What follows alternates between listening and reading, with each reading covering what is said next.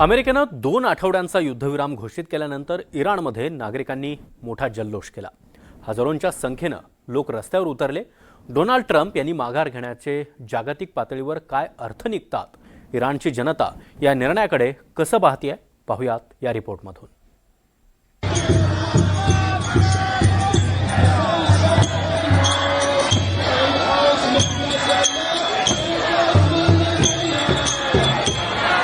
युद्धविरामानंतर इराणमध्ये जल्लोष।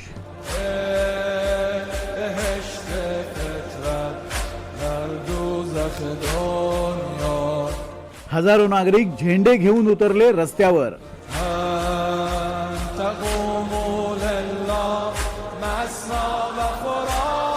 इराणमध्ये सलग 40 दिवसांपासून सुरू असलेला हाहाकार अखेर थांबलाय।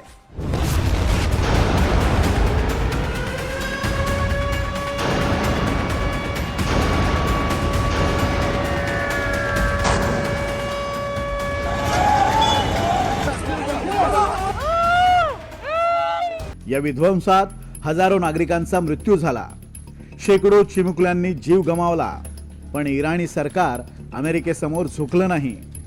अमेरिकेला जशास तसं उत्तर देण्याच्या भूमिकेवर ठाम राहिलं। त्यामुळे तुर्तास अमेरिकेला या युद्धात माघार घ्यावी लागली आहे। याचा जल्लोष करण्यासाठी इराणी नागरिक रस्त्यावर उतरलेत। गेल्या 40 दिवसांपासून इराणच्या जनतेनं जे सहन केलं त्याचं फलित म्हणून या युद्धविरामाकडे पाहिलं जातंय।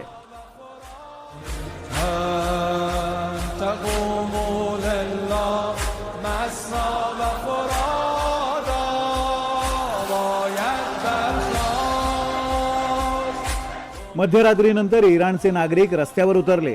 हातात इराणचे झेंडे आणि अल्लाहू अकबरचे नारे देत त्यांनी एकच जल्लोष केला। अवघ्या 3 दिवसात युद्ध संपेल असा दावा ट्रम्प यांनी केला होता, पण इराणनं अमेरिकेला तब्बल 5 आठवडे झुंझुवत ठेवलं। इतकंच नाही तर पुढची 10 वर्ष हे युद्ध चालू ठेवण्याची आमची ताकद असल्याचं इराणी नेत्यांनी ठणकावून सांगितलं। इराण माघार घेत नाही म्हटल्यानंतर डोनाल्ड ट्रम्प यांनी त्यांचं नामोनिशाण मिटवण्याचा इशारा दिला। इराणला 2 आठवड्यांचा अल्टिमेटम देत होर्मुझची खाडी खुली करायला सांगितलं, पण अल्टिमेटम संपायच्या काही तास आधीच त्यांनी स्वतः 2 आठवड्यांच्या युद्धविरामाची घोषणा केली। डोनाल्ड ट्रम्प यांची ही बिकट अवस्था पाहता इराणसाठी ही सकारात्मक बाब मानली जाते। दिवसापासून डोनाल्ड ट्रम्प हे या युद्धातून बाहेर पडण्याचा प्रयत्न करतायत आणि त्याकरता त्यांनी जी स्टेटमेंट दिली होती त्यात आपल्याला आठवत असेल की त्यांनी एकदा म्हटलं होतं की ही जी रिजीम आहे, हे जे राज्यकर्ते आहेत हे मागच्यापेक्षा जास्त चांगले आहेत, तर म्हणून आम्हाला जे रिजीम चेंज करायचं होतं त्याच्यात आम्हाला यश मिळालेलं आहे। दुसरं त्यांनी असं पण म्हटलं होतं की आमचे जे अणुबॉम्ब आहेत ते अणुबॉम्बसुद्धा आता तो प्रोग्राम इराण पुढे फारसा वाढवू शकणार नाही, कारण त्यांचं खूपच नुकसान झालेलं आहे। म्हणजे ते काहीतरी एक्झिट स्ट्रॅटेजी शोधत होते आणि त्याच्या आधी त्यांची ही दमदाटी ही चालली होती।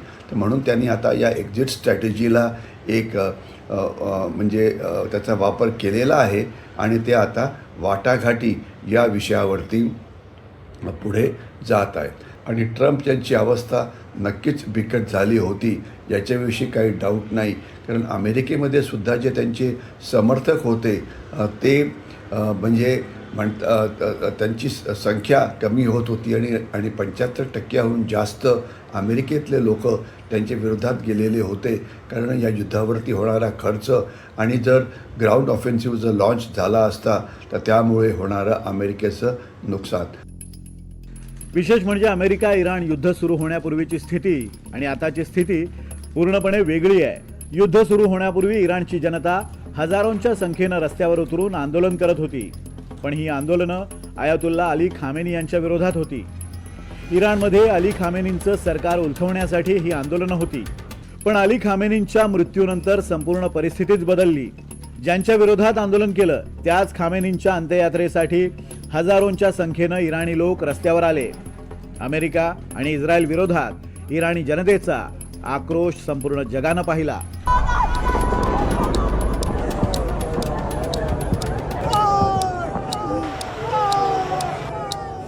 आयातुल्ला अली खामेनींच्या मृत्यूनंतर इराणमध्ये 40 दिवसांचा दुखवटा जाहीर केला होता आणि बरोबर 40 दिवसांनी युद्धविरामाची घोषणा झाली आहे। त्यामुळे या युद्धविरामाची वेळ इराणी जनतेसाठी फार खास ठरली आहे. तुर्तास युद्धविरामाच्या घोषणेमुळे इराणमध्ये आनंदाचं वातावरण आहे. पण हा आनंद पुढे सुद्धा कायम राहील का? डोनाल्ड ट्रम्प इराणच्या अटी मान्य करून युद्धबंदी जाहीर करणार का? याकडे जगाचं लक्ष लागलंय. Bureau report, NDTV Marathi.